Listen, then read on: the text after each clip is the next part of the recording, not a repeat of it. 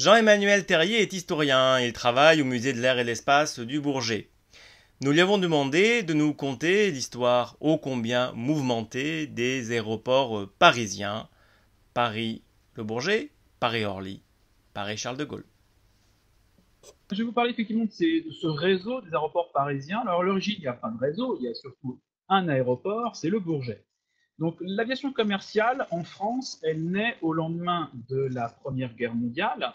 Il se trouve que les industriels de l'aéronautique se posent la question de savoir comment développer après la Première Guerre mondiale une activité nouvelle. La Première Guerre mondiale, c'était l'occasion de développer l'aviation militaire. Et là, l'objectif, c'est de trouver une nouveau levier de croissance, comme on pourrait dire. Et l'idée de une aviation commerciale donc naît progressivement. Et c'est le Bourget qui va être choisi pour ce début de l'activité d'aviation commerciale donc en France et plus particulièrement à Paris. Donc, dans un premier temps, effectivement, était le Bourget. Au commencement de l'aviation commerciale en France, était le Bourget. Alors, le Bourget, c'est quoi? En fait, c'est un terrain militaire qui a été créé en 1914, qui a été choisi donc en octobre 1914 à la demande du général Gallieni, qui avait lui-même délégué le choix au général Clergerie de trouver un emplacement pour déterminer un camp de retranchement de Paris, une base pour protéger Paris, donc le camp de retranchement de Paris. C'est le capitaine Désiré Lucas qui choisit, en tout cas qui retient ce site en octobre 1914 du Bourget. Donc activité militaire pendant la Première Guerre. Alors c'est un site qui n'a pas comment dire, une renommée formidable, hein, il n'y a pas de victoire particulière. Mais en tout cas, ce site du Bourget, au lendemain de la Première Guerre, finalement va se révéler très utile. Ce qui se passe, c'est qu'au lendemain de la Première Guerre, donc il y a tous ces pilotes, tous ces avions que l'on veut utiliser. Euh, L'aviation commerciale, en fait, elle commence en 1919, mais dès 1918, il y a déjà, au départ du Bourget, une première activité civile. En l'occurrence, cette activité civile, ce sera le trafic postal. Donc il y a une première relation, première expérimentation en août 1918, le 17 août 1918, c'est le lancement d'une liaison aérienne postale régulière entre le Bourget et Saint-Nazaire via Le Mans. Donc ça, c'est le début d'une activité civile sur le site du Bourget. Et puis, à partir de janvier 1919, le site du Bourget il va servir également une autre activité civile, mais on n'est pas encore dans l'activité commerciale que l'on connaît aujourd'hui, c'est l'activité de ravitaillement. Il se trouve qu'au lendemain de la guerre, notamment le nord-est de la France n'est plus véritablement accessible en termes de voies ferrées, en termes de routes. Les installations, les infrastructures sont complètement saccagées et détruites, ce qui fait que certains territoires du nord-est de la France ne sont plus accessibles. D'où l'idée d'utiliser l'avion pour du ravitaillement en denrées de première nécessité, par exemple du lait pour les enfants, tout bêtement. Donc ça, cette activité au Bourget, elle démarre de ravitaillement en janvier 1919, et très rapidement va se poser la question, donc pour ce nouveau trafic que l'on imagine, de trouver un emplacement pertinent. Alors en fait, des sites, finalement, il y en a quelques-uns qui existent.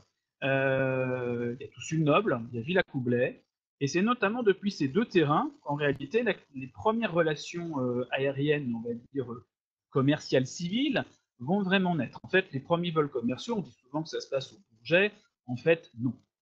Le tout premier vol avec des passagers, c'est Henri Farman qui est à l'origine de cela, c'est le 8 février 1919. C'est entre Paris et Londres, et quand je dis Paris, en fait, c'est Toussus-Noble. Donc, il choisit le site de Toussus-Noble pour cette première relation, qui en fait ne transporte que des militaires. Donc, c'est la première fois qu'on transporte vraiment des passagers, mais le traité de Versailles n'étant pas encore signé, les Anglais ne veulent pas qu'il y ait un trafic commercial entre la France et l'Angleterre avant la signature du traité. Donc, ce ne sont en fait que des militaires. 2 jours plus tard, au départ de Villacoublay, il y a un vol pour Bruxelles. Et là, avec des vrais passagers, entre guillemets, pas des militaires, mais ce sont pas mal des journalistes, voilà. Notamment le journal L'Excelsior qui est à bord. Donc ça, ce sont les premiers vols commerciaux, hein, février 1919, donc qui ne décollent pas du Bourget, mais qui décollent donc de Toussus-le-Noble et de Villacoublay. Toussus-le-Noble d'ailleurs qui est une plateforme aéroportuaire qui est toujours en activité, qui sert beaucoup pour de l'aviation, donc d'aéroclub, et aussi un peu pour de l'aviation d'affaires. C'est une plateforme qui existe encore, tout ce nom. Et au mois de mars 1919, il y a, à l'initiative de l'État, la création d'une expérimentation d'une relation entre Paris et Bordeaux. C'est une liaison postale, mais qui accueille aussi des passagers. Et on peut, en tant que donc, passager, écrire au 282 boulevard Saint-Germain à Paris, près de l'Assemblée nationale, au service de l'aéronautique militaire, l'aéronautique civile, pardon, l'aéronautique civile, ça y est, on passe au civil, donc l'aéronautique civile, et donc on peut demander à être passager. Alors en sachant que l'État est très prudent, ça vaut risque et péril. Voilà. S'il y a un accident, c'est pour vous. En tout cas, on peut, au départ du Bourget, aller à Bordeaux. On parle souvent des premières relations Paris-Londres. En fait, l'expérimentation, c'est au départ de Paris pour Bordeaux. Donc ça se passe en mars 1919. Et puis, les choses s'accélèrent, notamment avec la signature du traité de Versailles, donc au mois de juin, ce qui fait que dès l'été va être mis en place une toute première relation. Dès le mois de juillet, il y a déjà une première relation pour Londres, et c'est pas encore une relation régulière. Il faut attendre le 25 août 1919 pour que soit lancé officiellement, au quotidien, c'est très important, c'est au quotidien, des relations commerciales au départ de Paris. Alors au début, c'est pour Londres. Londres, au début, c'est la relation phare. Assez rapidement, il va y avoir des liaisons avec d'autres grandes villes européennes, mais le premier vrai débouché commercial de l'aviation civile, hein, régulière, c'est Londres. Alors, dans un premier temps, très clairement, les installations sont très rudimentaires. On est au Bourget, comme je vous le disais, qui est un site qui a été donc créé par les militaires. Au lendemain de la guerre, les militaires restent sur place. Hein, d'ailleurs, on le voit au fond de la photo. Hein, vous voyez, c'est une station militaire. Mais donc il y a ces premières relations commerciales. Alors on voit bien que ce sont des installations, on va dire, très rudimentaires. Hein. Voilà, c'est très spartiate. Donc la gestion des flux est assez simple à l'époque. Départ, arrivée. Voilà, et c'est bilingue évidemment vu qu'on est sur des relations internationales. Donc là, c'est véritablement le tout début de cette aviation commerciale. Bien entendu, on est sur une clientèle très limitée. Si on prend les chiffres de fréquentation de 1919, donc on commence véritablement à l'été, le nombre de passagers sur l'année est de 691. Donc ça reste quand même relativement limité. Voilà, donc on peut aller à Londres, ça dure entre 2h30 et 3h, hein, en fonction des aléas, ça peut être beaucoup plus. En tout cas, le temps de parcours théorique, c'est entre 2h30 et 3h en fonction des appareils que l'on utilise. Donc vous avez des compagnies aussi bien françaises que britanniques qui se partagent donc, cette nouvelle activité, voilà, de l'aviation commerciale. Et à l'époque, on parle des aérobus. Voilà, on ne parle pas encore d'avions tels qu'on l'imagine aujourd'hui, hein. C'est de l'aérobus. Alors, il faut bien comprendre que le confort est également très spartiate, il fait froid à bord, le pilote lui-même est en extérieur, hein, donc c'est vraiment les tout débuts de l'aviation commerciale, et ces tout débuts, on le voit bien même au niveau des installations, c'est quand même très rudimentaire. Au début des années 20, là je vous présente un plan qui date de juin 21, qui montre un petit peu les installations du port aérien du Bourget. On parle à l'époque de port aérien, on ne parle pas encore d'aéroport. Et vous voyez donc les installations qui sont divisées en deux en fait au Bourget. Dans un premier temps, vous avez donc ici même, hein, au premier plan, l'activité commerciale. Activité commerciale avec des bâtiments, vous voyez, qui s'installent petit à petit parce que l'administration est bien consciente qu'il n'est pas possible dans le cas de ce nouveau mode de transport public, en tout cas pour des passagers, aussi pour des marchandises, il n'est pas possible, surtout pour les passagers, d'avoir des installations trop sommaires. Donc l'administration décide de créer, dès 1919-1920, des véritables emprises, des véritables infrastructures aéroportuaires.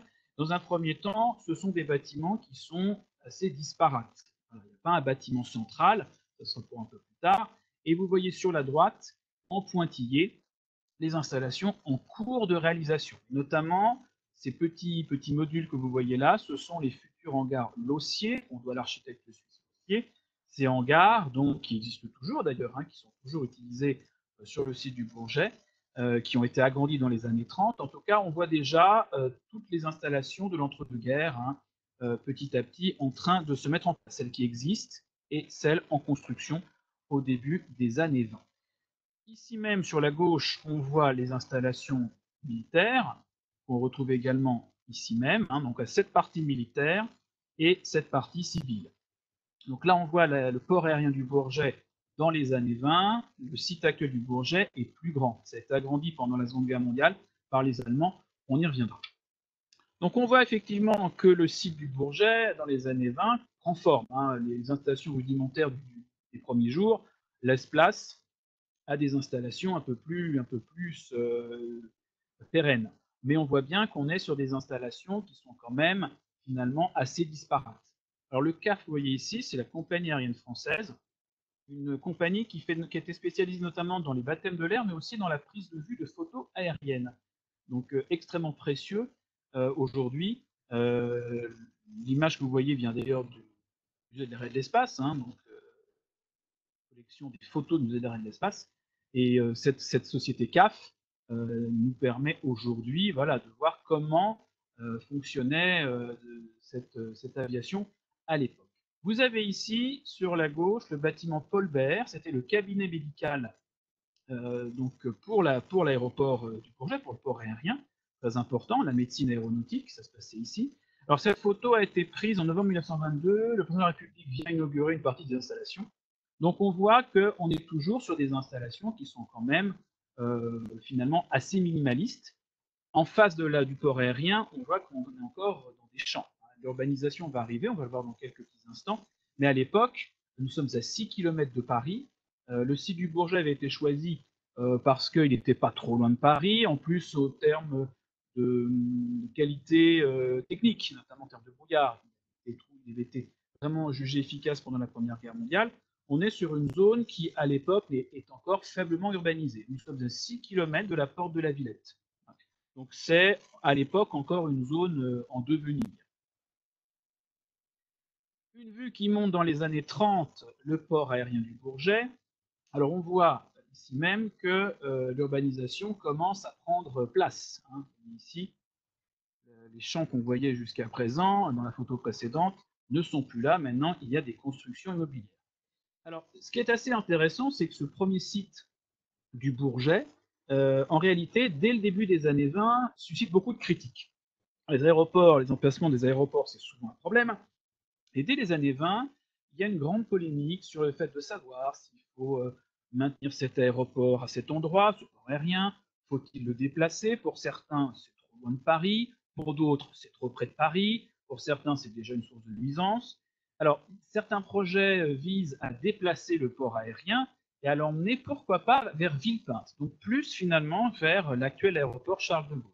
D'autres projets visent à le déplacer, pourquoi pas, ici les Moulineaux, là où il y a aujourd'hui l'héliport, hein, d'ici les Moulineaux. Donc l'idée même de certains, c'était d'avoir le départ des passagers au niveau des les Moulineaux et le Bourget étant une base technique. Et l'embarquement des passagers, ce serait fait ici les Moulineaux. Il y a également même des projets visant à mettre dans Paris Intramuros, au milieu de la Seine, des pistes d'atterrissage, au niveau de l'actuelle maison de la radio. Bon, tout cela ne se fait pas. Un projet au début des années 30 fait grand bruit, c'est l'idée de déplacer donc l'activité aérienne de Paris. On rappelle qu'à l'époque, il n'y a que le Bourget pour prendre l'avion. L'idée, c'est d'emmener ça du côté de Trappes, voilà, près de Versailles, avec une base pour des hydravions, parce qu'à l'époque, on pense que l'hydravion, c'est un mode de transport d'avenir. Finalement, on s'est rendu compte que l'hydravion, c'est pas un très bon avion, et en plus, quand ça doit mérir, notamment en période troublée, de tempête, c'est pas bon. Donc au final, c'est un mode de transport qui n'a pas perduré, mais à l'époque, il y avait cette idée d'avoir une sorte de port aérien, aussi une sorte de port aérien maritime. Finalement, tout ça ne se fait pas. Énormément de polémiques, hein. On parle déjà du Grand Paris, hein. On parle déjà d'urbaniser, pourquoi pas ce terrain. La ville de Paris elle-même veut mettre un cimetière du côté de Gonesse, qui prend en partie sur le terrain du port aérien du Bourget. Donc énormément de polémiques, mais finalement, en mars 1933, le ministre de l'Air, Pierre Cotte, décide que le Bourget, après énormément de polémiques, le Bourget sera bien le port aérien de Paris. On ne change pas, ça reste le Bourget. Il y avait également une polémique et le ministre tranche avec les militaires. Les militaires considéraient que les civils étaient en trop. Pour les civils, c'était les militaires qui étaient une gêne. au final, on maintient les deux activités, civiles et militaires. Une partie de l'activité militaire quitte le Bourget, mais en tout cas, les deux activités vont coexister. Alors là, vous avez une photo aérienne, donc d'avril 1933, qui montre l'évolution du site. Alors, on n'est plus sur 1919, on voyait juste les départs et l'arrivée avec des installations plus que rudimentaires, c'était vraiment très provisoire. Là, vous avez donc les installations passagers, là, ici même. Donc cette photo a été prise le jour, en avril 1933, il y avait ce qu'on appelait les journées de l'aviation marchande, donc une activité un peu événementielle. Le Bourget est connu évidemment pour ses activités de type grand raid avec la plus symbolique, hein, c'est la traversée de l'Atlantique par Lindbergh en mai 1927, mais il y a eu énormément de grands raids au port du Bourget. Lindbergh, c'est ce qui est le plus connu, mais il y en a eu beaucoup d'autres. Donc vous voyez ici les installations donc, pour les passagers. Donc toutes ces installations n'existent plus aujourd'hui, hein, on va en reparler dans quelques instants. Donc vous avez donc, les installations passagers, avec très important le buffet du port aérien.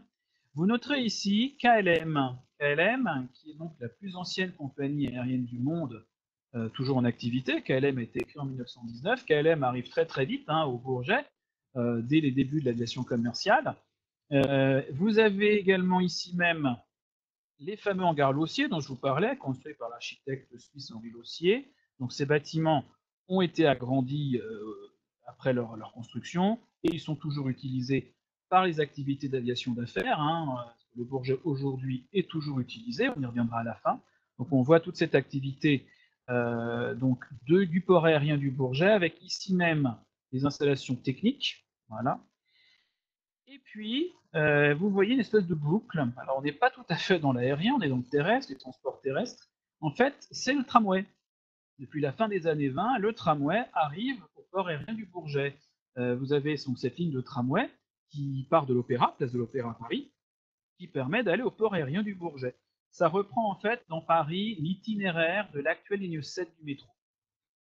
Donc à l'époque, le port aérien du Bourget est desservi par ce fameux tramway. Alors, on voit cette espèce de raquette, hein, cette courbe, en fait, c'est le terminus. À l'époque, les tramways sont souvent non réversibles. Voilà, le tramway fait le tour pour retourner dans l'autre sens. On voit d'ailleurs ici, toujours en termes de transport, un autobus, un Renault TN, hein, je vous dis ici. Voilà.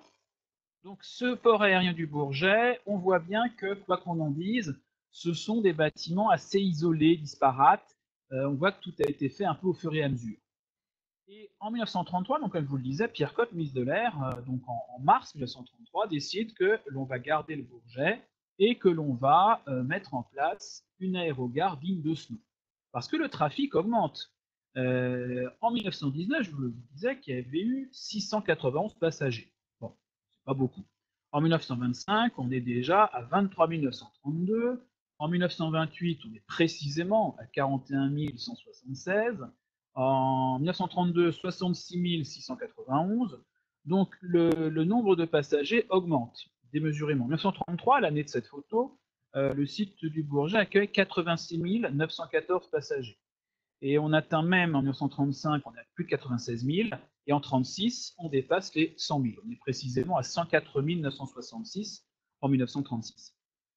Donc le ministre de l'Air dit qu'il y aura un vrai bâtiment, une vraie aérogare. C'est aussi une question de prestige. Hein. Il y a Berlin hein, avec Tempelhof qui crée une concurrence. Donc la France va avoir une véritable plateforme, un véritable port aérien civil digne de ce nom et avec un rayonnement international.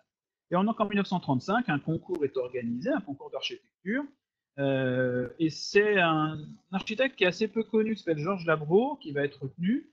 Il avait contre lui entre guillemets, des adversaires, des concurrents très connus, hein, comme Robert Mannestelins. Et finalement, c'est ce Charles Labro qui va avoir la prime hein, et qui va réaliser un bâtiment révolutionnaire pour l'époque. Alors, Georges Labro, c'est un architecte qui travaille pour les PTT, hein, à l'époque, pour les postes et télécommunications.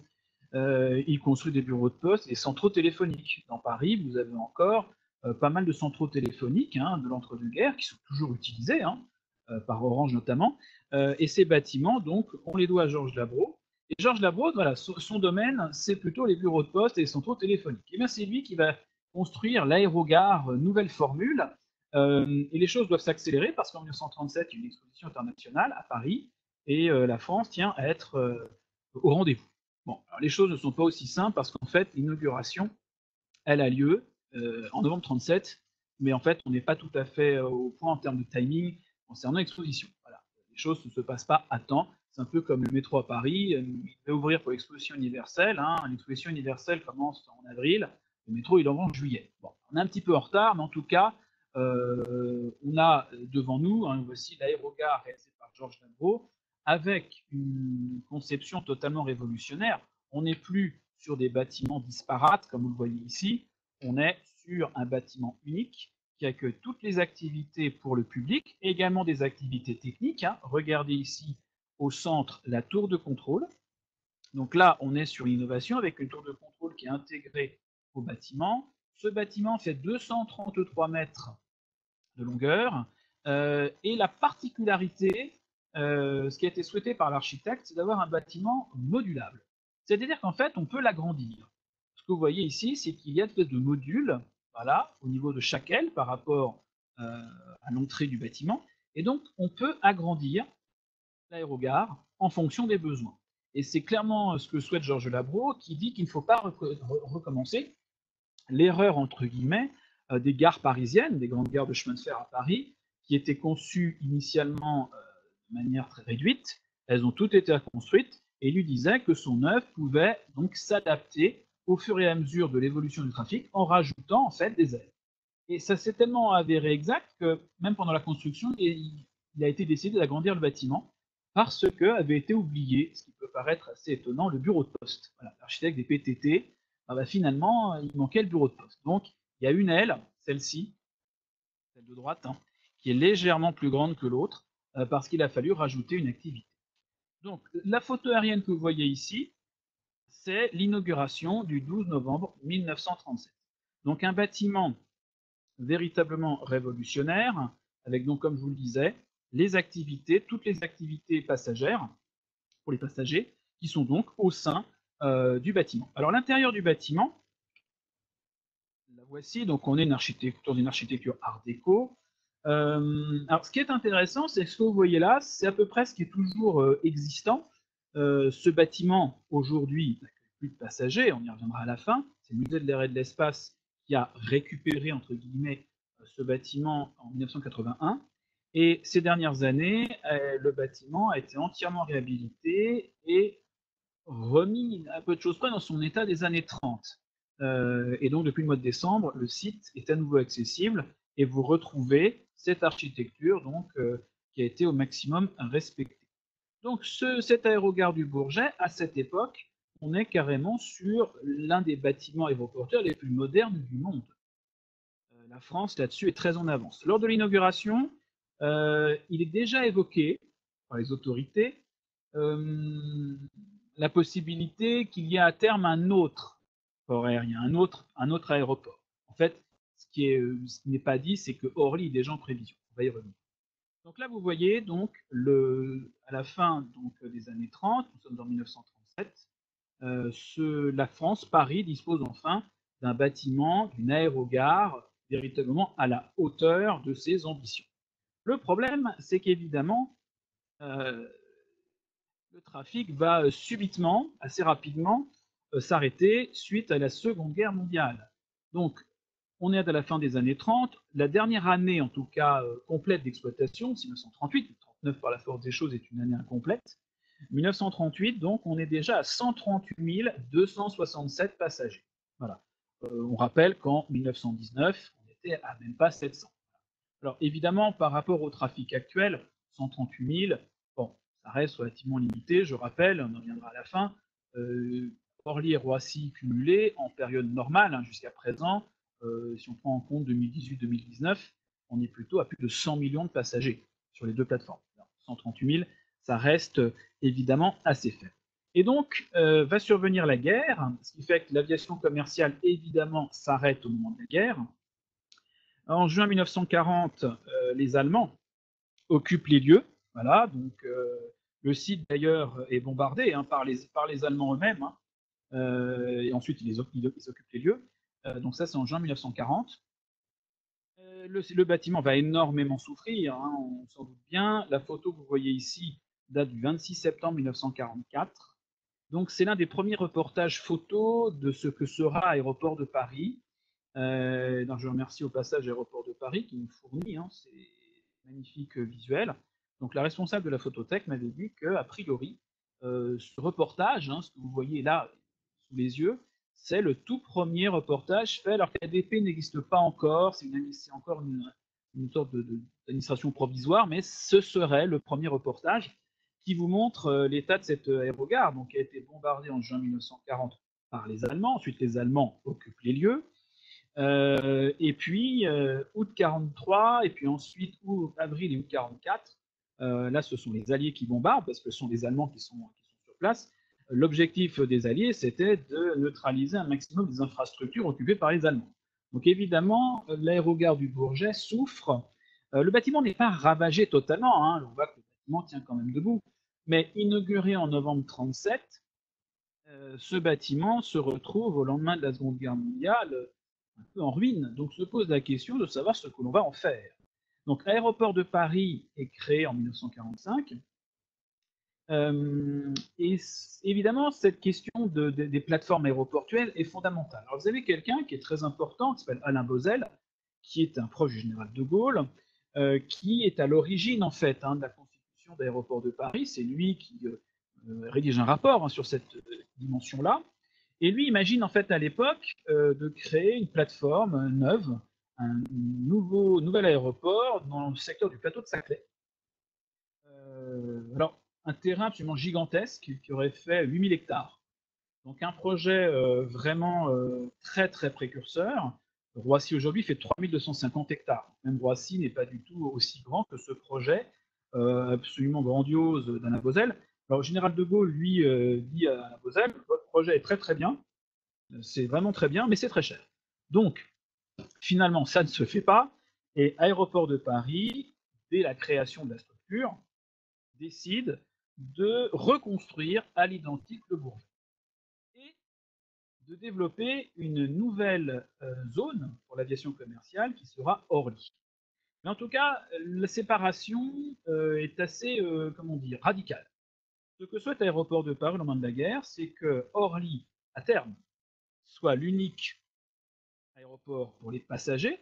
Voilà, donc l'aéroport de Paris pour les passagers, ce sera Orly. Et le Bourget, donc ça va être à terme réservé aux fret. Donc l'idée, c'est à court terme, on reconstruit le Bourget, on reprend l'activité au Bourget, mais le temps qu'on construise Orly, petit à petit, eh bien en fait toute cette activité va aller à Orly. À terme, le Bourget, ce sera uniquement pour du trafic fret. Alors ça, c'est la perspective d'aéroport de Paris au lendemain de la Seconde Guerre mondiale à la création de l'aéroport de Paris. Les choses, évidemment, évoluent pas tout à fait comme ça, parce qu'en fait, cette séparation qui paraît assez simple dans un premier temps, à terme, Orly sera que pour les passagers et le Bourget sera que pour le fret. En fait, au début des années 50, le trafic donc augmente. Si on prend rien que l'exemple du Bourget, en 1946, l'année de reprise, on est à 287 103 passagers. En 1953, on est à 643 240. Le trafic augmente. Sur Orly, le trafic augmente, et c'est surtout Orly en fait. Dans un premier temps, le Bourget est plus important, mais à partir des années 52-53, il y a un événement très important, c'est le départ d'Air France. Air France quitte le Bourget pour Orly. Ce qui fait qu'en fait, à partir de cette époque-là, c'est véritablement l'aéroport d'Orly qui devient l'aéroport phare.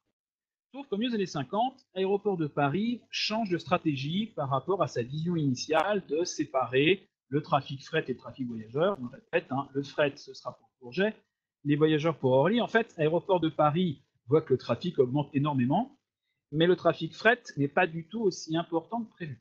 Donc ça, c'est pas exactement les prévisions d'origine, ce qui fait que il est décidé, au milieu des années 50, que l'on va garder les deux plateformes, Orly et Le Bourget. Donc les deux aéroports vont servir pour de l'aviation commerciale, donc il n'est plus question de limiter l'activité du Bourget à du fret. Donc 45-46, moins de 10 ans après, on a changé d'approche.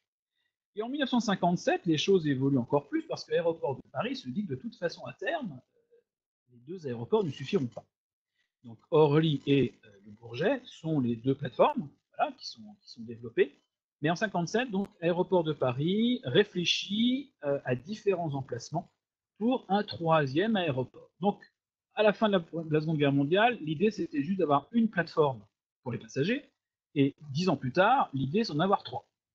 Donc, assez rapidement, le site qui est aujourd'hui Roissy-Charles de Gaulle émerge, mais le problème c'est que dès 1958, l'avenir du Bourget est un peu compromis. Déjà pendant l'entre-deux-guerres, on a dit tout à l'heure, il y avait des polémiques sur cet aéroport. Et en 1958, vous avez donc le ministère de la Reconstruction qui considère que l'aéroport du Bourget est une gêne et qu'il ne faut en aucun cas qu'il se développe. À l'époque, Aéroport de Paris veut moderniser les pistes. Et donc, le ministère de la Reconstruction dit non, cet aéroport, c'est une très mauvaise idée de le développer. Il faut garder Orly, développer ce projet d'un nouvel aéroport à plus long terme, mais le Bourget, c'est du terrain en moins. On est à 6 km de Paris, comme je vous le disais tout à l'heure, ce qui fait que ce sont des emprises foncières absolument phénoménales. On est de l'ordre de 500 à 600 hectares. Donc, l'État, en tout cas le ministère de la Reconstruction, veut fermer à terme l'aéroport du Bourget. Alors, Aéroport de Paris, dans un premier temps, n'est pas favorable à cette fermeture. Aéroport de Paris veut garder les trois projets, enfin les trois aéroports à terme, donc, le Bourget-Orly plus à terme ce troisième aéroport, dont on parle donc dès la fin des années 50. Et puis finalement, fin des 50, début des années 60, assez rapidement finalement, donc le projet futur aéroport de Roissy, futur Charles de Gaulle, émerge, et Aéroport de Paris cède sur le fait qu'effectivement, on va fermer le Bourget. La pression politique est telle que l'aéroport du Bourget, à la fin des années 50, début des années 60, est condamné. Vous remarquerez qu'il est toujours là. Donc, il y a eu des péripéties. En tout cas, les choses sont à peu près claires. En 1962, et il y a donc une commission qui se réunit, commission ministérielle, qui détermine un calendrier. Donc, il va y avoir la fermeture du Bourget en 1975. Et en théorie, l'aéroport de Roissy, qu'on appelle Paris-Nord à l'époque, va ouvrir en 1962. Donc, en 1946, comme je vous le disais, est arrivé Orly. Les installations provisoires d'Orly, début des années 50, ça reste quand même assez limité. En 1961, ouverture d'Orly Sud. Pendant ce temps-là, le Bourget est toujours en activité, il n'y a pas de souci. Et d'ailleurs, Aéroport de Paris modernise l'aéroport du Bourget. Alors qu'à la fin des années 50, les choses sont à peu près entendues, il disparaîtra. Pourquoi est-ce que l'aéroport de Paris modernise un aéroport qui est censé fermer? Ça paraît comme ça un peu étonnant d'aller investir massivement pour un aéroport qui n'a entre guillemets plus d'avenir. Le problème de l'aéroport de Paris, à la fin des années 50, c'est que le trafic augmente démesurément. Et que donc, il faut assurer la croissance du trafic le temps qu'Orly continue à se développer. Donc, Orly Sud ouvre en 61. Donc, entre 1958 et 1963, Aéroport de Paris modernise énormément l'aéroport du Bourget, ce qui fait que même à cette époque-là, dans les 60, c'est l'une des aérogares les plus modernes du monde en termes de gestion des bagages, en termes de gestion des flux. C'est une plateforme qui est au top, si on peut dire. Et d'ailleurs, à l'époque, le directeur d'aéroport de Paris s'appelle Pierre Donatien-Cotte. Alors, c'est pas le Pierre Cotte, ministre de l'Air, c'est un autre, c'est Pierre Donatien-Cotte, après la guerre. Lui, il dit clairement, dans des interviews, on voit ça sur des images d'archives, il dit il n'est pas question que le Bourget soit un aéroport de seconde zone. C'est-à-dire que Orly est l'aéroport, entre guillemets, d'avenir, mais le Bourget doit garder une qualité de service exemplaire. Surtout qu'on n'est pas dans une activité, entre guillemets, bas de gamme. À l'époque, l'aviation commerciale, ça reste destiné à une population relativement aisée. Donc, l'aéroport du Bourget se développe, se modernise. L'aéroport d'Orly, quant à lui, donc, pareil, sort véritablement de terre. Alors, Orly, on le rappelle, c'est une base militaire qui a été créée pendant la Première Guerre, qui, pendant l'entre-deux-guerres, servait surtout pour de l'activité militaire, mais aussi beaucoup pour de l'activité de loisirs, en cas de l'aviation pas commerciale. Il n'y avait pas d'aviation commerciale à Orly durant l'entre-deux-guerres. Le terrain servait pour un usage civil, mais pas pour de l'aviation commerciale. Pour prendre l'avion durant l'entre-deux-guerres, si on veut prendre l'avion, comme Orly voici aujourd'hui, on allait au Bourget. Donc Orly se modernise petit à petit, entre guillemets se développe, avec l'arrivée en 1971 d'Orly Ouest, Alors, Orly-Ouest, c'est aujourd'hui Orly 1 et 2. Voilà. Vous avez Orly Sud qui est devenu Orly 4, avec la nouvelle dénomination. Donc, en tout cas, dans les années 60, Orly devient l'aéroport star, hein, si on peut dire. On parle des dimanches à Orly, n'est-ce pas, avec les chansons de Gilbert Bécaud. Orly est une destination touristique, hein, ça devient la destination touristique majeure en France, hein, c'est l'aéroport d'Orly. Les gens viennent regarder les avions sur les terrasses. Puis Orly, vous avez toute une ville, hein, entre guillemets, une ville dans l'aéroport, même un cinéma qui n'existe plus aujourd'hui, Publicis, une salle de cinéma, énormément de commerce. Donc c'est véritablement l'aéroport, on va dire, phare. Au début des années 70, le trafic est de l'ordre sur les aéroports parisiens d'à peu près 10 millions de passagers.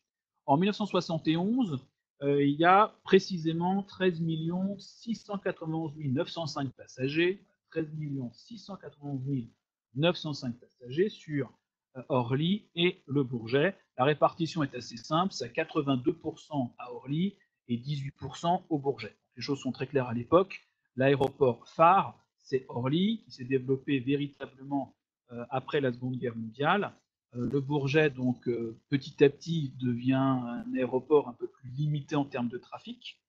Et rappelons qu'en 1962, il a été décidé qu'avec le futur aéroport Paris-Nord, il doit fermer en 1975. L'aéroport Paris-Nord, lui, c'est un projet, donc on a vraiment imaginé à partir de 1957. La décision définitive, c'est 1965, de création de l'aéroport Paris-Nord. Les travaux commencent en 1966 et les premiers passagers vont arriver à partir de mars 1974. On va voir ça dans quelques instants.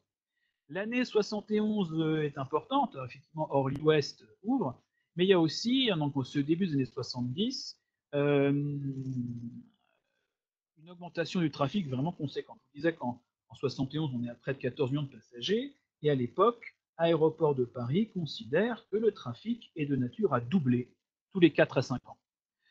Et c'est justement le fait que ce trafic est de nature à doubler tous les 4 à 5 ans qui fait que l'aéroport du Bourget, qui devait fermer, hein, on nous a, à la fin des années 50, la chose est entendue, le Bourget disparaîtra, on va faire de l'immobilier. Hein.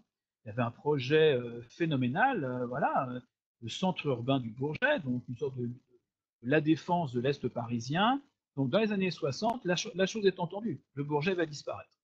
Et puis, au début des années 70, comme je vous le disais, le trafic augmente beaucoup. Donc, en tout cas, l'objectif de l'époque, hein, pour ADP, c'est simple, hein, on double tous les 4 à 5 ans. Ce qui fait qu'on se rend compte qu'en fait, que Orly et le futur aéroport Paris-Nord, Roissy, qui s'appellera Charles de Gaulle, ça va peut-être pas suffire en réalité. Et c'est pour ça qu'au tout début des années 70, l'aéroport du Bourget, finalement, ne fermera plus. Il ne va plus fermer, on va le garder, on va peut-être pas garder la totalité. L'idée, c'est pourquoi pas qu'une partie soit dédiée à d'autres activités, notamment un grand jardin qui ne s'est pas réalisé. Mais l'idée, c'est d'accueillir au Bourget non plus l'activité commerciale classique, hein, celle que l'on connaît aujourd'hui sur Orly-Roissy, mais l'idée, c'est de mettre en place un trafic, un aéroport pour un trafic très spécifique, l'aviation d'affaires. L'aviation d'affaires, elle est née en France au début des années 60, au Bourget. Donc l'aviation d'affaires, hein, c'est de l'aviation très ciblée, c'est plus de l'aviation à la commande d'une certaine manière, hein, c'est l'aviation sur mesure, c'est-à-dire que c'est l'avion qui s'adapte à vos besoins. Donc c'est IBM en France qui est à l'origine du développement de l'aviation d'affaires, un concept qui a été créé aux États-Unis, l'aviation d'affaires, qui émerge vraiment en France à partir des années 60. Et l'idée, c'est que le Bourget va devenir l'aéroport pour l'aviation d'affaires. Donc, petite révolution, on était convaincu que l'aéroport du Bourget allait fermer, finalement il ne va pas fermer, on va le transformer en aéroport d'aviation d'affaires. Alors on a beaucoup parlé du Bourget, d'Orly, et puis il y a la plateforme phare à partir de 1974, en mars 1974, c'est bien évidemment l'aéroport Charles de Gaulle. Voilà. Donc initialement le projet de l'aéroport Paris-Nord, qui est donc devenu l'aéroport de Roissy, le projet Roissy en France, et qui donc est rebaptisé Charles de Gaulle. Alors, Charles de Gaulle, une histoire évidemment assez fascinante. Premier terminal qui ouvre en mars 1974, le terminal 1, on voit Paul Andreu, l'architecte en chef de l'aéroport de Paris, qui nous il y a quelques mois. Donc, évidemment, une vision totalement révolutionnaire hein, par rapport au Bourget ou à Orly, donc avec un système de satellites. Les voyageurs donc passent par les petites passerelles que vous voyez ici, voilà, pour rejoindre donc les différents points d'embarquement hein, qui entourent le terminal 1 de l'aéroport Charles de Gaulle. Donc ça, c'est le début de l'aéroport Charles de Gaulle. Hein, on est sur le terminal 1. Donc en 74, ben, c'est simple, hein, vous avez Charles de Gaulle, le Bourget et Orly, les trois aéroports qui cohabitent. Voilà. En sachant que l'aviation commerciale au Bourget, elle, donc en 74, elle existe toujours. En 1977, l'activité internationale, fin mars 77, l'activité commerciale régulière internationale du Bourget s'arrête définitivement. Un trafic est maintenu régulier commercial jusqu'en mars 81, ça se sait assez peu, j'y reviendrai tout à l'heure. Mais en tout cas, le gros de l'activité de l'aéroport du Bourget s'arrête en mars 77. Voilà, l'activité internationale s'arrête en mars 77. Donc, l'aéroport Charles de Gaulle devient à partir des années 70 l'aéroport qui se développe véritablement. Voilà, donc Charles de Gaulle 1, 74. À partir du début des années 80, le site de Charles de Gaulle continue son essor avec l'ouverture progressive des différents terminaux qu'on connaît aujourd'hui. Alors, ici, vous avez donc une photo prise en 1982 qui vous montre le terminal 2B, ici. Le 2B, en fait, qui ouvre avant le 2A. Donc, le 2B, il ouvre, en fait, dès la fin 81. Il ouvre au public. Ensuite, vous avez le terminal 2A. Tout ça, c'est 1982. L'ouverture du terminal 2A, c'est 1982. Et on voit ici même le début des travaux pour la suite, parce que l'aéroport Charles de Gaulle est un aéroport qui est en perpétuelle évolution. Donc en tout cas, en 1982, on voit déjà l'emplacement des terminaux 2C et 2D. Une photo qui date de 1989 qui vous montre effectivement l'évolution de l'affaire avec le terminal 2D, ici. L'emplacement du 2C, qui ouvre en 1993. Voilà. Donc tout se fait vraiment de manière très progressive. Et d'ailleurs, à la même époque, en 1991, hein, va ouvrir le terminal 3, qui à l'époque s'appelait le T9, qui est un petit peu décalé, on le verra tout à l'heure sur une photo aérienne, qui lui est plutôt destiné au vol charter à l'époque. Donc on est sur un aéroport qui voilà, va prendre progressivement son essor avec des terminaux qui sont rajoutés. On voit d'ailleurs au loin hein, le terminal 1. Voilà, le terminal 1. Et puis progressivement, donc le développement du terminal 2.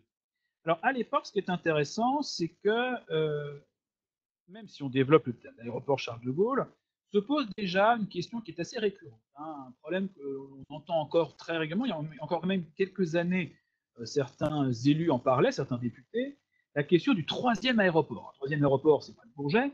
L'idée, c'est on se dit que ben, les aéroports d'Orly et de Charles de Gaulle, à terme, ne suffiront pas.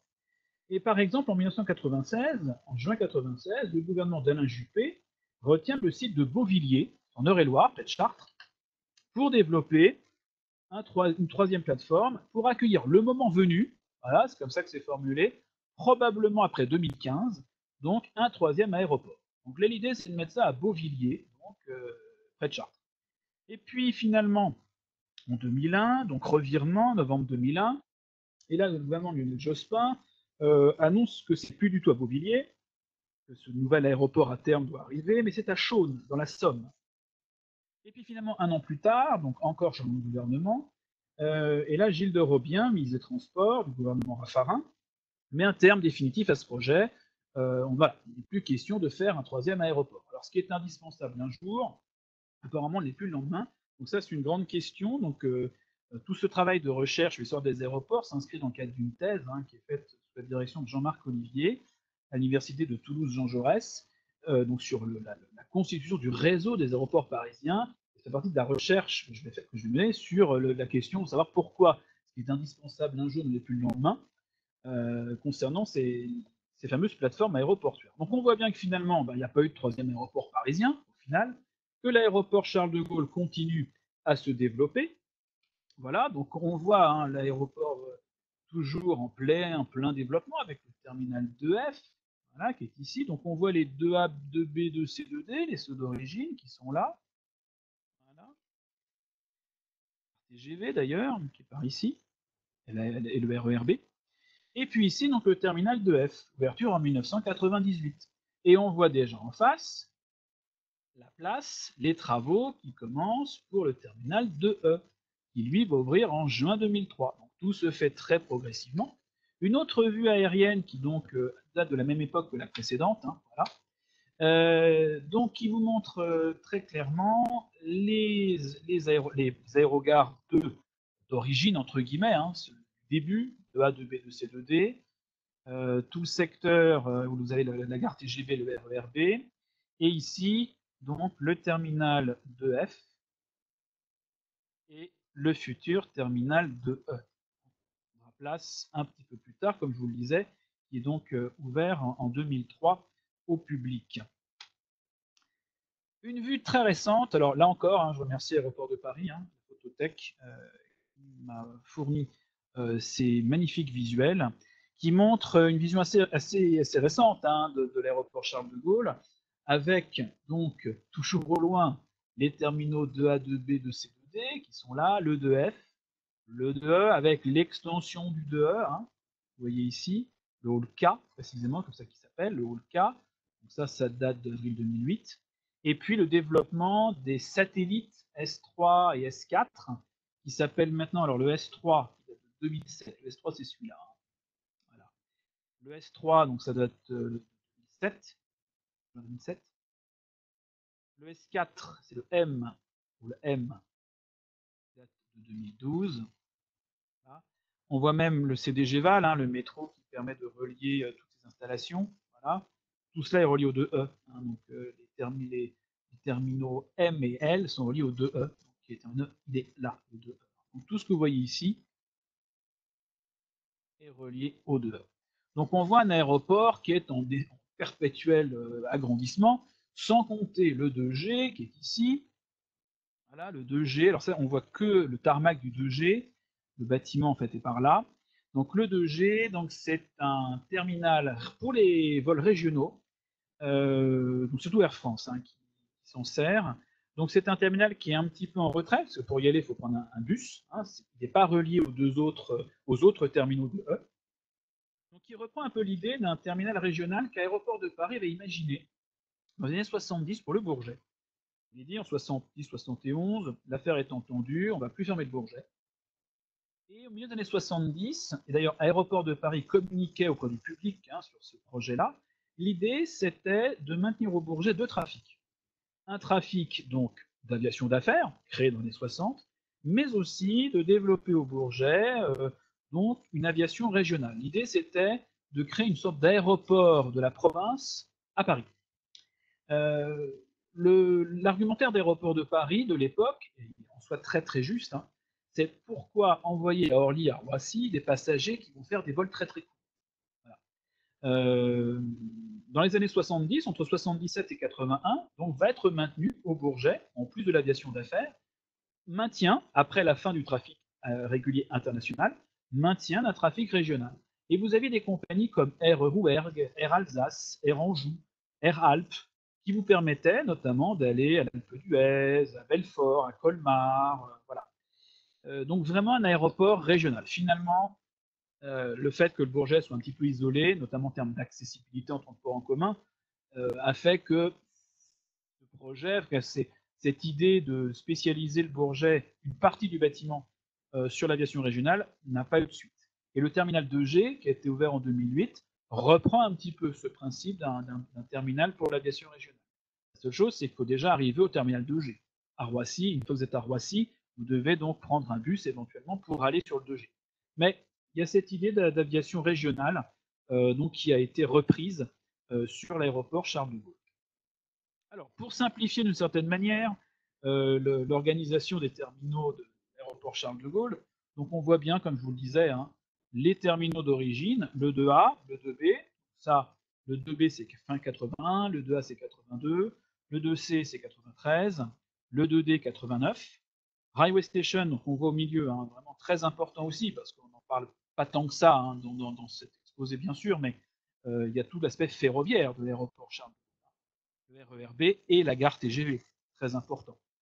Le terminal 2F, hein, qui lui est arrivé en 1998, le 2E, qui arrive en juin 2003, le hall K dont je vous ai parlé tout à l'heure, qu'on a vu sur la photo aérienne, ce hall K qui ouvre en avril 2008, hein, qui est d'extension du 2E, et puis les satellites L et M, hall L, hall M, L et M, donc S3, S4, donc l'appellation commerciale c'est hall L et M, donc qui ouvre pour le 3, S3, hall L en juin 2007, pour le S4 en 2012.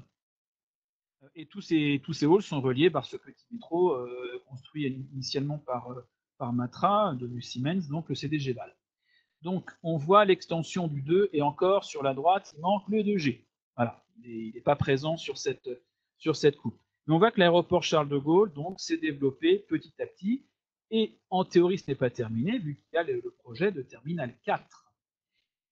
Là, il faut une vue aérienne du complexe de Charles de Gaulle. Alors, Charles de Gaulle, ce qui est assez fascinant, c'est que dans les années 70, lorsque cet aéroport a été mis en service, lorsqu'il a été imaginé, fin des années 50, avec vraiment les projets aboutis des années 60, on est sur une plateforme d'anticipation en termes de terrain.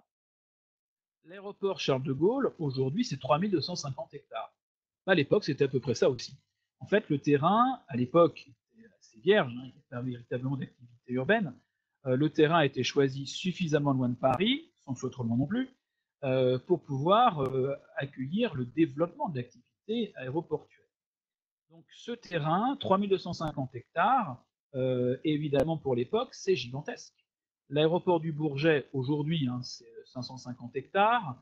L'aéroport d'Orly, c'est 1500 hectares. Donc l'aéroport Charles de Gaulle, on passe à 3200. On est sur une dimension totalement hors norme par rapport à ce qui était fait jusqu'à présent. On est loin des projets d'Alain Bosel, hein, après la Seconde Guerre mondiale, qui est à l'origine de l'aéroport de Paris, qui lui visait les 8000 hectares du côté de Saclay. En tout cas, on est sur un terrain qui a permis de développer, en termes d'anticipation, c'est quand même assez remarquable, l'activité a pu se développer sans encombre. On voit d'ailleurs les doublets de pistes, hein, donc vous avez deux pistes ici, là, deux pistes, deux autres pistes ici même, ce qui fait qu'en fait l'aéroport Charles de Gaulle en termes de pistes n'est pas saturé. Ici même, vous avez, on l'a évoqué à l'instant, le terminal 2, alors, toutes les installations du 2, hein, j'encadre, hein, toutes les installations du 2, avec le 2G qui est comme ça un peu exilé, donc ça c'est le terminal 2, le terminal 1 d'origine, hein, 1974, qui est ici, vous avez dans le secteur de Roissy-Cole, par ici, le terminal 3, anciennement T9. Voilà. Et ici, vous avez en fait l'emplacement du futur, s'il se réalise, terminal 4. On va y venir à la fin parce que la vérité d'il y a encore quelques semaines, c'était qu'a priori, un nouveau terminal doit émerger dans la décennie 2020, avec début des travaux d'ici 3 ans maximum, avec une ouverture progressive jusqu'en 2037. L'idée d'Aéroport de Paris, c'est d'augmenter la capacité de l'aéroport Charles de Gaulle de 30 à 40 millions de voyageurs en plus par an. Aujourd'hui, on est de l'ordre d'un peu plus de 70 millions de passagers. L'idée, c'est plutôt d'en rajouter 30 à 40 millions. On en parlera un petit peu plus tard dans l'exposé de cette question du terminal 4. En tout cas, on a ici une vision d'ensemble de l'aéroport Charles de Gaulle. Alors, un titre un peu provocateur, vers la fin d'Orly, en 2011. Bon. L'aéroport d'Orly, on a plus tellement parlé finalement. En 1974, je vous ai parlé que de l'aéroport Charles de Gaulle. L'aéroport d'Orly a connu une sorte un petit peu de phénomène d'aéroport de seconde zone, c'est-à-dire que le développement de Charles de Gaulle a fait qu'on s'est moins intéressé à Orly. Quand j'ai fait de la recherche sur l'histoire de l'aéroport du Bourget, qui est la recherche initiale que j'ai faite l'année dernière pour un ouvrage pour le musée de l'arrêt de l'espace, quand je discutais avec les équipes d'aéroports de Paris, on me disait bah oui, l'aéroport d'Orly, pendant un temps, l'aéroport star c'était CDG, Charles de Gaulle. Orly, c'était un peu, qu'est-ce que ça va devenir? Il y avait même l'idée de fermer. En tout cas, le trafic a été en baisse hein, sur l'aéroport d'Orly progressivement. Et en 2011, précisément, il y a des députés qui proposent carrément de fermer l'aéroport d'Orly, notamment Éric Woerth, député, parce qu'on considère à l'époque que cet aéroport, finalement, pour certains, qu'est-ce qu'on peut en faire? C'est un aéroport qui est en zone urbaine, euh, qui donc est vraiment entouré par des habitations très très proches de la plateforme. Depuis les années 60, il y a en plus un couvre-feu, à cause du caractère très urbain de cette plateforme, qui est à 14 km de Paris, donc il n'y a pas de vol entre 23h30 et 6h. Depuis 1994 en plus, il y a un nombre de vols limité, on a limité le nombre de mouvements par an à 250 000. Donc se pose la question de savoir, est-ce que ça vaut le coup de continuer à développer cette plateforme? Et en 2011, donc, vous avez une commission voilà, qui enquête, entre guillemets, un cercle de réflexion, une stratégique sur l'avenir de l'aéroport d'Orly, qui est piloté par l'État. Et parmi les pistes, il y a pourquoi pas le fait de fermer Orly. Ce n'est pas l'hypothèse la plus privilégiée à l'époque, mais se pose la question de est-ce qu'on maintient cet aéroport, est-ce qu'on le déplace, voilà. Donc un sujet un peu délicat concernant l'aéroport d'Orly. Et ce qui est très intéressant, c'est qu'en 2011, après finalement pas mal d'années de doute sur cet aéroport, depuis les années 2000, 90-2000, c'est un aéroport qui est un peu en repli. La star, ça reste Charles de Gaulle, sans compter tous les projets qui existent d'un troisième aéroport. Et bien finalement, en 2011, on évoque même l'idée de fermer Orly. Et ben, tout ça est totalement balayé parce que, au final, on décide de développer Orly. Il y a un développement assez conséquent, un plan d'investissement d'1,5 milliard qui est décidé, et on va, après pas mal d'années finalement de développement sans fin de Charles de Gaulle, eh bien l'aéroport d'Orly va renaître d'une certaine manière avec la décision de créer un terminal supplémentaire entre le terminal ouest, ici, le terminal sud. Alors, terminal sud, c'est 1961, le terminal ouest, c'est 71. L'idée, c'est de faire un bâtiment supplémentaire pour relier tout ça. Et puis en même temps, on a décidé d'agrandir les installations côté sud. Tout ça sont des installations récentes. En 2011, donc l'aéroport devait fermer. En tout cas, devait fermer. Pour certains, il devait fermer. Mais finalement, les choses ne sont pas passées exactement comme ça.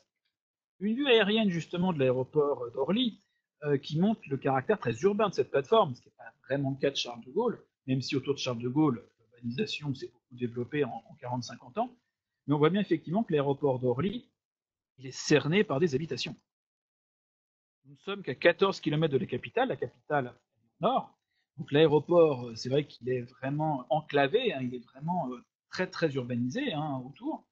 On voit donc les activités, les pistes d'Orly. La première piste, ici même.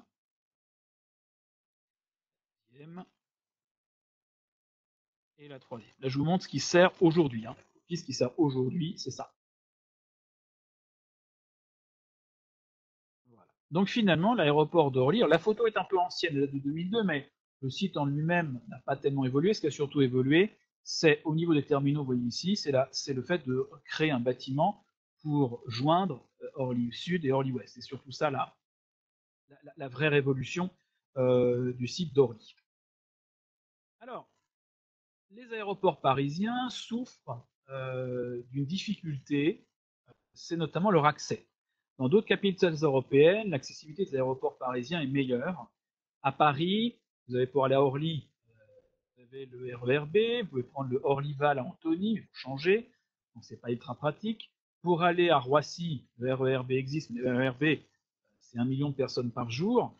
Donc on est sur une liaison qui assure et du transport du quotidien pour des passagers qui font du domicile, des passagers du train qui font du domicile-travail, et des passagers d'avion qui, eux, ne sont a priori pas intéressés par des parcours domicile-travail avec des trains qui sont omnibus. Donc la grande révolution, c'est effectivement l'idée que les 3 aéroports parisiens soient reliés entre eux par le métro. Donc il y a 200 km de métro à Paris aujourd'hui, le réseau métro il fait 203 km, et l'État, donc sous l'impulsion de Nicolas Sarkozy, a lancé le Grand Paris Express avec donc des lignes de rocade essentiellement, donc 200 km de métro, double métro même à Paris, et entre 2024 et 2030 à peu près, sur un petit peu au-delà, donc toutes ces lignes vont ouvrir, et notamment le métro va arriver à Orly. Ici même, l'aéroport d'Orly, la ligne 14, donc permettra d'aller directement à Paris. Vous avez aussi l'aéroport Charles de Gaulle qui est là, avec les 2 stations, terminal 2, terminal 4, donc ça c'est la ligne 17. Donc ça, en théorie, c'est plutôt à l'horizon 2030, ça a pris du retard, indépendamment du Covid-19. Et l'aéroport du Bourget est ici. Alors évidemment, quand le métro a été évoqué sur l'aéroport du Bourget, il y a eu beaucoup de critiques sur le fait de dire mais comment ça se fait qu'on va faire venir un métro sur un site qui n'accueille que de l'aviation d'affaires. Il n'y a pas que ça au Bourget Aéroport. Déjà, vous avez la ville du Blanc-Ménil, hein, qui est juste en face de l'aéroport, la ville de Duny, qui est également donc de ce côté-là de l'aéroport, donc de l'autre côté de l'aéroport. D'un côté, vous avez le Blanc-Ménil, de l'autre côté, vous avez Duny. Vous avez le musée de l'arrêt de l'espace, qui est mal desservi de fait. Et puis, vous avez le parc des expositions du Bourget, qui lui est sur une partie en fait de l'aéroport. Donc, le projet du Grand Paris Express, ben voilà, c'est pour le réseau des aéroports parisiens, ben c'est un nouveau réseau qui est censé en améliorer donc la desserte. Donc ça, c'est les projets. Hein, donc l'aéroport de Paris est très actif évidemment dans ces projets-là, parce que pour la compétitivité, pour l'attractivité de ces aéroports, se pose bien sûr la question de leur desserte par les transports en commun.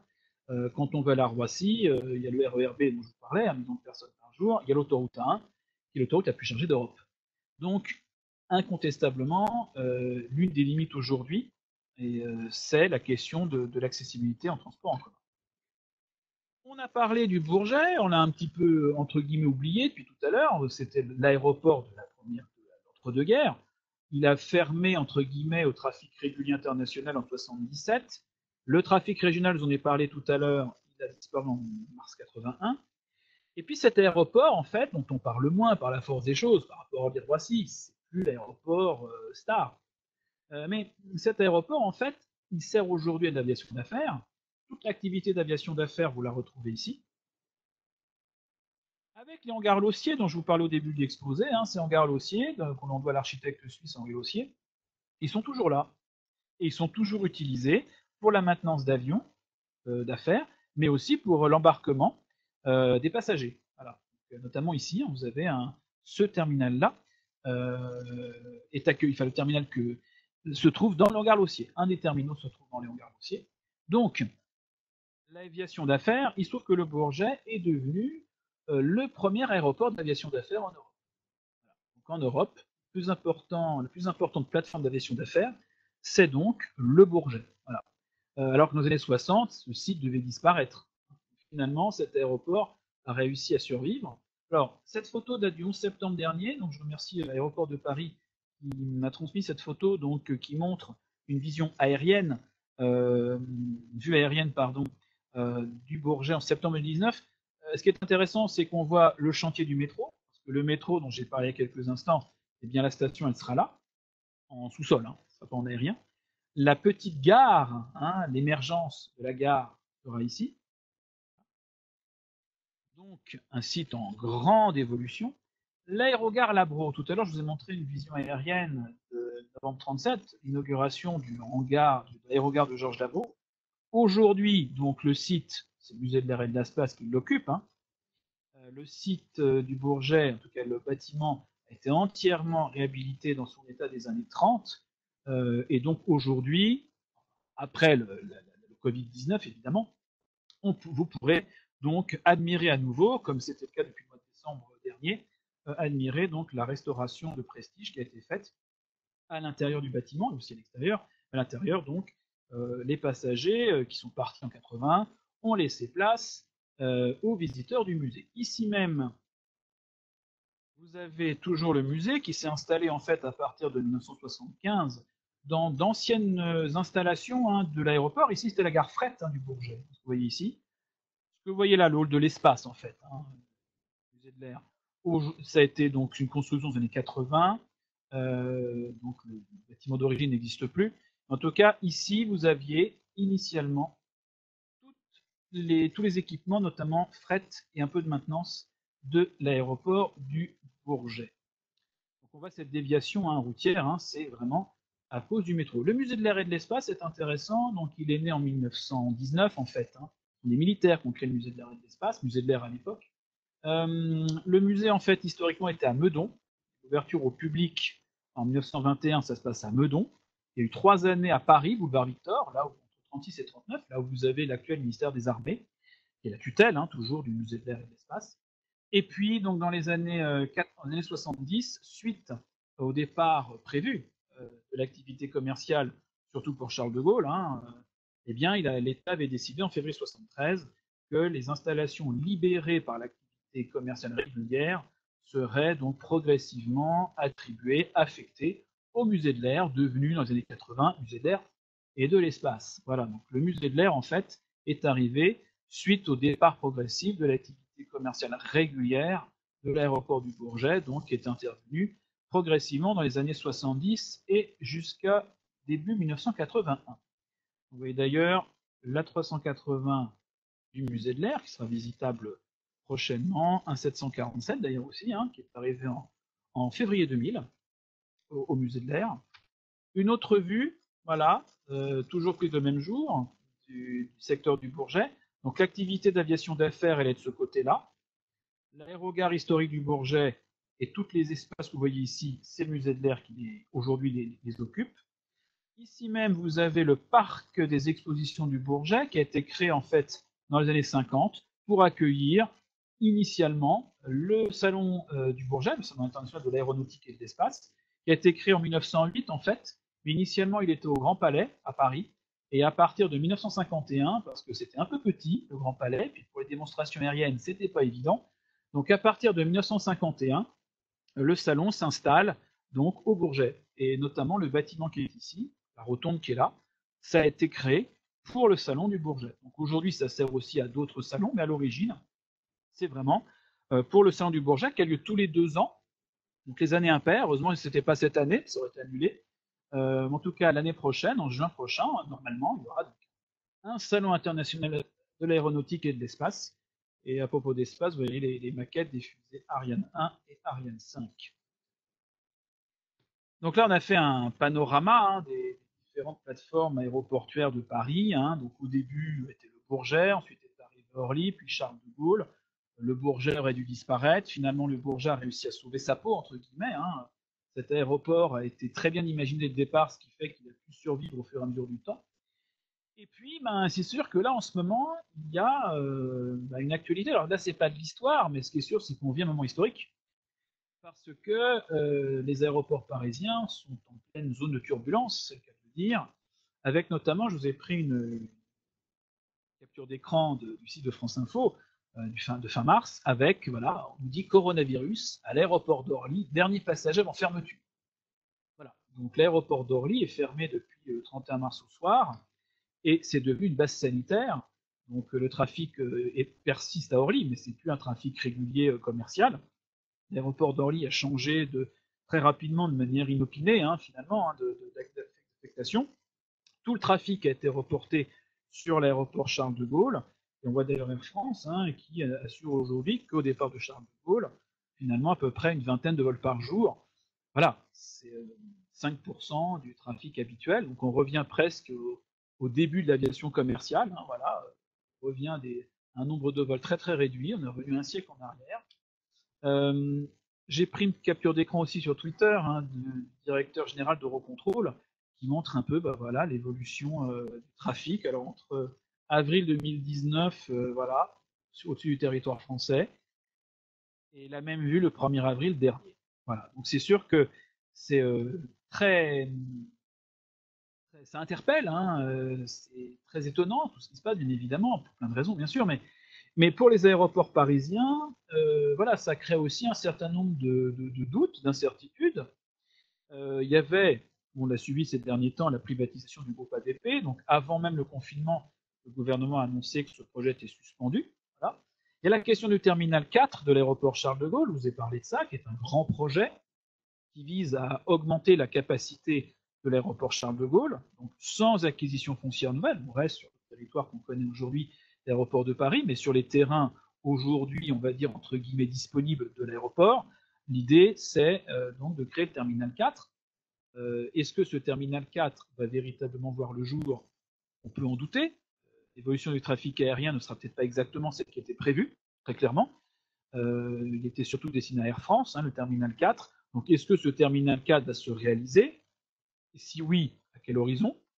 Donc, c'est vrai qu'il y a un vrai doute hein, sur cet investissement, surtout qui était très très critiqué, notamment par les riverains, avant même donc, ce Covid-19. Et puis la tendance, au plus au niveau international, c'est plutôt de limiter les agrandissements d'aéroports. Donc là, il y a un vrai sujet. La ligne 17 du métro, qui donc actuellement est en chantier, je vous ai montré une image aérienne, qui part de Saint-Denis, qui va à l'aéroport du Bourget. Ça, c'est le terminus prévu en 2024 à peu près, 24-25. Le prolongement à Charles de Gaulle fait partie des projets. Il y a eu récemment une décision de justice suite à des associations qui ont déposé un recours contre le prolongement de la ligne. Le tribunal administratif de Montreuil a donné raison aux associations, parce qu'il y a un problème d'étude d'impact environnemental à repenser, à refaire. Est-ce que le calendrier prévu sera maintenu? Est-ce que l'État va maintenir ce projet tel quel? Surtout que le terminal 4 est censé être desservi par la ligne 17. Que va-t-il se passer? Voilà, s'il n'y a plus de terminal 4, est-ce que la ligne 17 telle quelle, elle va être maintenue? Desservir Charles de Gaulle, c'est évidemment l'amélioration, c'est évidemment une nécessité. Il y a aussi la question de la liaison ferroviaire CDG Express entre la gare de l'Est et Roissy. Est-ce que ce qui va se passer dans les années à venir va avoir un impact sur le projet CDG Express, en tout cas même sur la date d'ouverture qui a déjà été reculée? Avant, c'était pour les JO, on parle de 2025. Est-ce que tout ça va être mis en question?